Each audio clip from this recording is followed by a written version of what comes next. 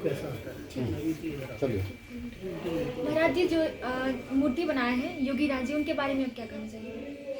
जी देखिए, जो अरुण योगी जी मूर्तिकार हैं जिन्होंने मूर्ति बनाई है, 3 मूर्तियां बनी थीं। अरुण योगी की मूर्ति जो है वो चुनी गई वहाँ और रामलला प्रकट हुए। अरुण योगी जी बता रहे थे कि महाराज जी जो भी वर्णन किया जाता है हमारे शास्त्रों में, शास्त्रों के अनुसार ही वो छवि बनाते हैं। पहले उसको हृदय में बनाते हैं उस मूर्ति को, कि नवकंज लोचन कंज मुख कर कंज पद कंजारुणम। राम जी कैसे, उनके नेत्र जो हैं वो कमल के समान हैं, उनका मुख जो है वो कमल के समान है। तो अरुण योगी राज बता रहे थे कि वो छवि मुझे जैसी शास्त्रों के अनुसार बताई गई, उसको मैंने मानसिक रूप से बनाया और बना करके उसको हृदय में उतारा, लेकिन वो हृदय में पहुंचने के बाद वैसी नहीं रह गई जैसी मैं चाह रहा था। ये बहुत बड़ी बात है। बोले जैसी मैंने कल्पना की थी वो मूर्ति वैसी नहीं रह गई, हृदय में पहुंचने के बाद वो मूर्ति जो है वो बदल गई। और जैसे राम जी अभी हुए हैं प्रकट, बने हैं, बोले वो ऐसी बन गई। राम जी जैसे बनना चाहते थे वैसे वो बन गए और वो आपके सामने प्रतिमा के रूप में, मूर्ति के रूप में प्रकट है। और मुझसे कोई कहे, अरुण योगी राज कह रहे थे कि मुझसे कोई कहे कि आप इस मूर्ति की तरह दूसरी मूर्ति बना दो, तो मैं नहीं बना सकता। और एक बड़ी विशेष घटना बता रहे थे अरुण योगी राज कि एक बंदर प्रतिदिन आता था।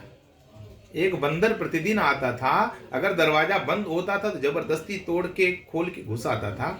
उस पाषाण को जिस पे मूर्ति बनाई गई उसको सहलाता था, मत्था टेकता था, वहां बैठा रहता था और बहुत देर बाद जाता था, भगाने से भागता नहीं था और प्रतिदिन का उसका नियम था। वो लगता है कि हनुमंत लाल जी के बगैर कृपा के संभव नहीं था। हनुमंत लाल जी का पहरा हर पल हर क्षण बना रहा जब तक मूर्ति बनती रही। अरुण योगी राज कह रहे थे कि मैं 7 महीने से सोया नहीं हूँ। 7 महीने तक मैंने बहुत बड़ी साधना की है। मैं सोने जाता था तो राम जी से प्रार्थना करता था, प्रभु आप कैसे हैं, आप जैसे भी हैं वैसा रूप मुझे दिखाइए, मेरे स्वप्न में आइए। और कुल मिलाकर के राम जी भय प्रकट कृपाला वाली बात है कि स्वयं ही प्रकट हो गए हैं, उनको जिस रूप में आना था। और वास्तव में मूर्ति को देख करके मन इतना प्रसन्न हो जाता है, इतना उल्लास से भर जाता है। जिस समय मोदी, माननीय प्रधानमंत्री मोदी जी के द्वारा उनका नेत्रोन्मीलन किया गया, उनके नेत्र खुले, दर्पण दिखाया गया और सामने आए हैं जैसे प्रभु श्री राम, इतना हर किसी के आंखों में आंसू थे।